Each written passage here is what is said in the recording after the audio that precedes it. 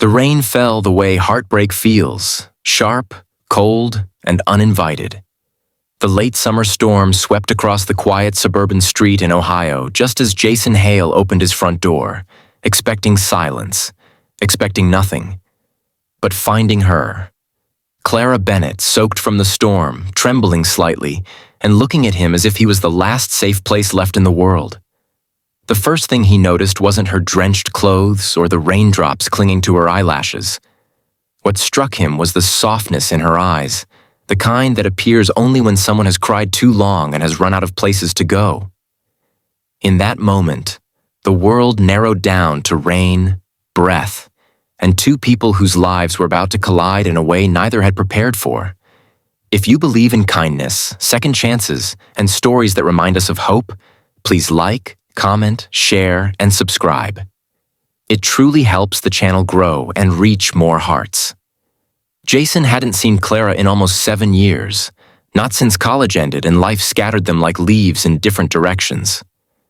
Back then, she had been sunshine wrapped in laughter, a girl who hid her worries behind brave smiles. Now, standing on his porch, she looked like someone who had walked through more storms than she could count, and somehow still found the strength to knock on his door. Jason stepped aside without asking questions, letting her in as if he'd been expecting her all along. He closed the door behind her gently, almost afraid she might shatter if the sound was too loud. Clara told him she had been driving through town on her way to Chicago, trying to rebuild her life after ending a long, painful relationship that had drained her spirit. The storm had hit suddenly, forcing her to pull over, and when she realized she was just a few blocks from the house she once visited during college breaks, something inside her whispered, she should come here, just to see if the world still had a place where she felt safe. Jason listened without interrupting, noticing the way her hands trembled when she spoke, the way her voice cracked when she tried to sound strong. He made her tea, wrapped her in one of his old college hoodies, and sat across from her at the kitchen table, studying her the way someone studies a painting that means too much. The hours passed slowly, softly, filled with conversations heavy with the things they never said years ago. Jason remembered all the small details, her love for thunderstorms, her fear of disappointing people, the way she used to laugh at her own jokes. Clara remembered his steady kindness, the way he always noticed when someone needed help, and how he used to write short poems in the margins of his notebooks when he thought no one was looking. Life had moved them apart, but somehow the years hadn't erased the quiet familiarity that settled between them once more. As the storm deepened outside, Jason offered her the guest room. But Clara's smile, soft, almost shy, held something fragile and hopeful. She looked up at him, brushed a loose strand of hair behind her ear, and in a whisper filled with both fear and longing, she asked the question she never would have dared years ago. She smiled gently and said, "Is your bed big enough for 2?" Jason's breath caught for a moment, not out of surprise, but because of the honesty in her voice. He stepped closer, not touching her, just letting the closeness speak for itself, and replied softly, "Only if you're the one beside me." It wasn't a moment of desire. It was a moment of refuge. Two souls who had been wandering too long finally finding a place where the world quieted. They didn't sleep as lovers that night.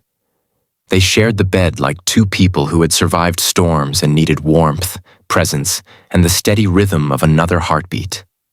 Clara fell asleep first, tears drying on her cheeks, her breathing slowly evening out. Jason stayed awake for a long time, staring at the ceiling, realizing he had never stopped caring about her, not for a single year, not for a single moment. Morning arrived with sunlight cutting through the curtains, painting the room in a soft golden glow. Clara woke slowly, looking more peaceful than she had the night before. She apologized for showing up, for the tears, for the vulnerability. But Jason shook his head gently, telling her she never had to apologize for needing a place to breathe. He made breakfast, and they sat on his back porch watching the world dry from the storm. For the first time in a long time, Clara allowed herself to laugh. A light, real laugh that made Jason's chest ache with something he hadn't felt in years. As the day unfolded, Clara confessed that she felt lost, like she had forgotten how to be herself after spending years shrinking to fit into someone else's expectations. Jason listened the way only someone who truly cares can listen. He didn't offer cliches or empty promises. Instead, he reminded her of the girl she used to be. The dreamer, the storyteller, the one who found beauty in the ordinary. She blinked back tears, realizing no one had seen her like that in years. She stayed for 3 days. 3 days of long conversations, quiet recovery, and rediscovering pieces of herself she thought she had lost forever. Jason never pushed, never asked her to stay longer, never made her feel indebted. He simply created space, a space where she could breathe, rebuild, and remember she was worthy of gentle things. But on the 4th morning, Clara told him she had to continue her journey. She needed to start over, to find the courage to build a life she could be proud of. Jason nodded, even though his heart tightened at the thought of her leaving. He walked her to the door, the same door where she had appeared drenched and broken just days before. Before she stepped outside, Clara looked at him with a softness that held gratitude, affection, and something deeper, something like the beginning of love. She whispered, "If life gives us another chance, maybe I'll come back, not broken, not lost, but ready." Jason smiled, trying to hide the ache in his chest, and replied, "I'll be here." Clara drove away, and Jason stood on his porch long after she disappeared from view, the memory of her smile lingering in the morning air. He didn't know when she would return, or if she ever truly would. But he knew something had changed, not just for her, but for him. Sometimes love isn't a sudden spark. Sometimes it's a quiet promise, whispered in a moment when two hearts finally speak the truth. If this story touched your heart even a little, please like, share, comment, and subscribe. Your support helps us create more meaningful stories for you. Before the story ends, please drop a comment telling us, do you believe people can come back into your life at the exact moment you need them most? Clara's journey continued, but she carried Jason's kindness with her wherever she went.